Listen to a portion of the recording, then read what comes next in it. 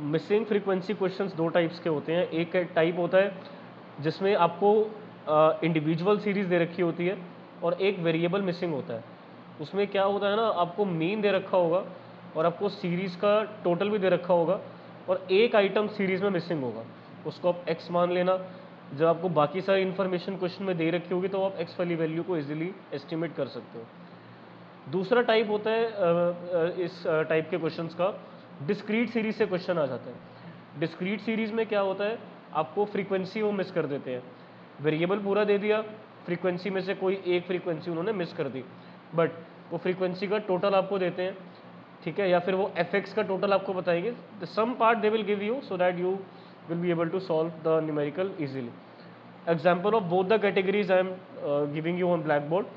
So first category, I am taking a very basic example. Let's suppose that there is a series 2 4 dash 8 10. Now obviously you know the number already, but still let's suppose that we don't know the number. हमें नहीं पता कि यहाँ पर क्या number आना है, ऐसे एज्यूम कर लो, ठीक है। तो हमें क्या क्वेश्चन में दे रखा होगा, हमें ये दे रखा होगा कि जो सीरीज़ का टोटल है, जो सिग्मा एक्स है वो 30 है। हमें ये भी दे रखा होगा कि जो मीन है, मीन इस सीरीज़ का है 6, और आपसे पूछा जाएगा कि ये जो मिसिंग नंबर है इसकी वैल्यू बताओ, तो वो आप बता सकते हो इजीली, ठीक है। तो जब आपको पता है कि सीरीज़ का टोटल 30 है तो इसको आप मान सकते हो कि ये नंबर x है, इसको आप x मान सकते हो, ठीक है। तो ये ऐसा करते हैं, चलो सपोज करो कि आपको ये एक बार वो 30 भी नहीं दे रखा, तब भी आप इसको निकाल सकते हो, स्मॉल x बोलना। तो मीन निकालने का फॉर्मूला आप लोगों ने बचपन में सीखा ही था, sum of observations upon number of observations. तो मीन आपको दे रखा है ऑलरेडी 6, और क्या चाहिए लाइफ में, कुछ भी नहीं।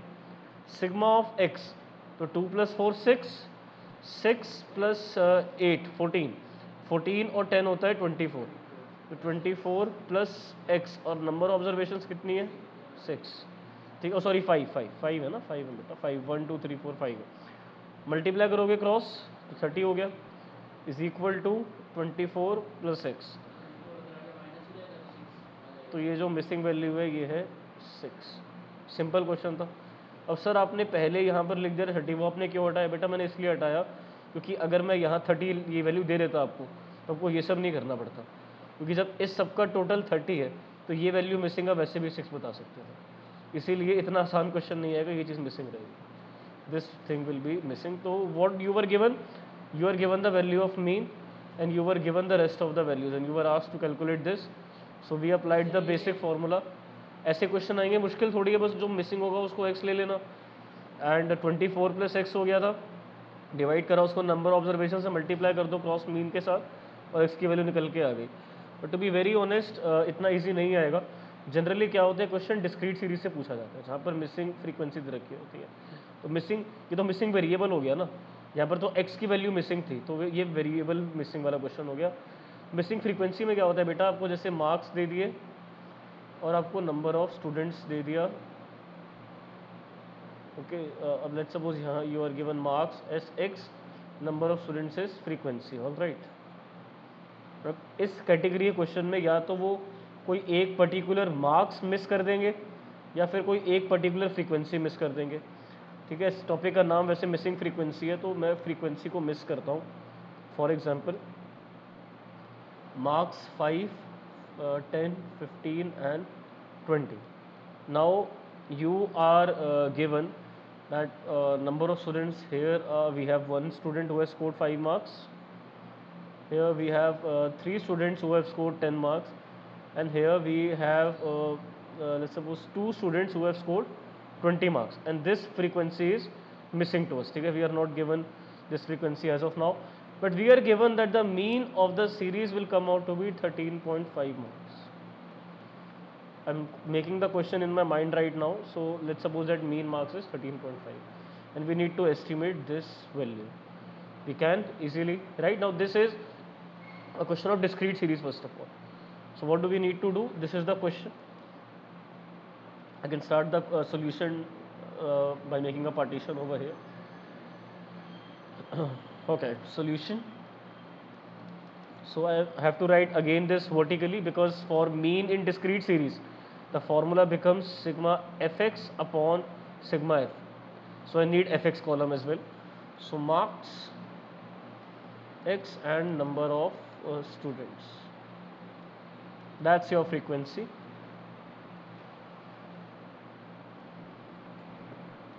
मार्क्स नोट डाउन करो बेटा, 5, 10, 15, 20।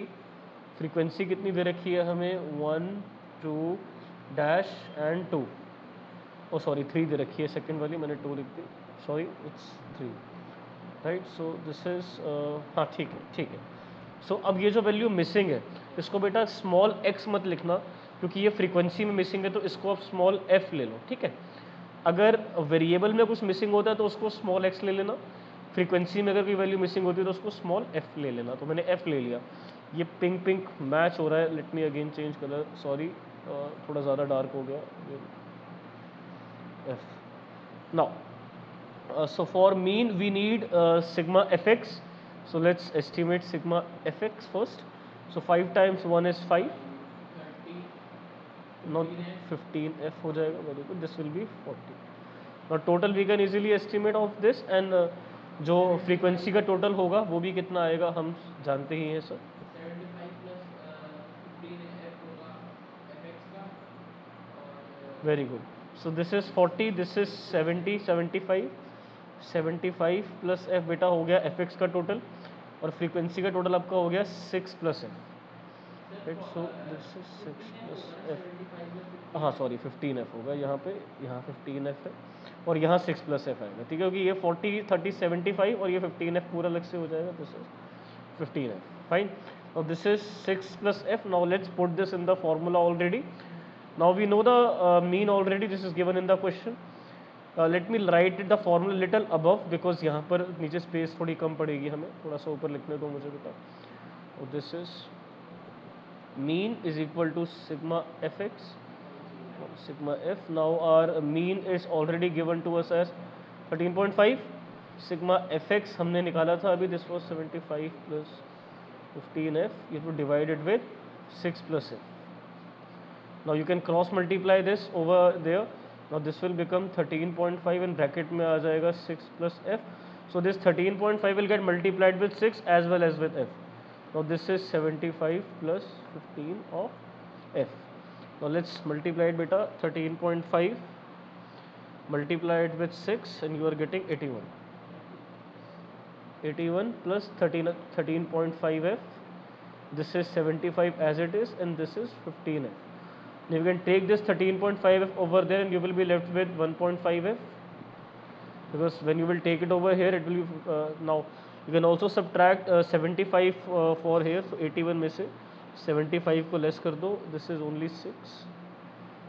ओके, सो नीचे थोड़ी सी स्पेस का इशू आ रहा है, let me make it more darker, okay. Now 6 को डिवाइड कर दो आप 1.5 के साथ, when you will cut this you will get 60 above, 60 को 15 से डिवाइड करोगे you will get 4, all right. थोड़ा क्लियर नहीं आया, 6 as it is note down करा मैंने, 1.5 यहाँ मल्टीप्लाई हो रहा है, इसको आप LHS में लेके आओगे तो डिवाइड हो जाएगा 6 के साथ, इट विल बिकम 1.5, एक डेसिमल से कट करोगे तो डेसिमल कट के एक जीरो ऊपर आ जाएगा, 60 को 15 से डिवाइड करोगे तो 4 आएगा बेटा, ठीक है। तो कांट है just write 4 is equal to f, ठीक है। तो जो आपकी मिसिंग फ्रीक्वेंसी है वो दिट्स नथिंग बट 4, यहाँ पर आना चाहिए 4, मैं डाल देता हूँ इस क्वेश्चन का स्क्रीनशॉट ग्रुप में, this is 4, this missing frequency was 4 बेटा, ठीक है। तो this is x and our missing frequency was 4. One student is saying to take screenshot. पहले let me write down the title of this, that this is missing frequency question, so that you don't get confused when you will look at the screenshot. This is missing frequency question, okay.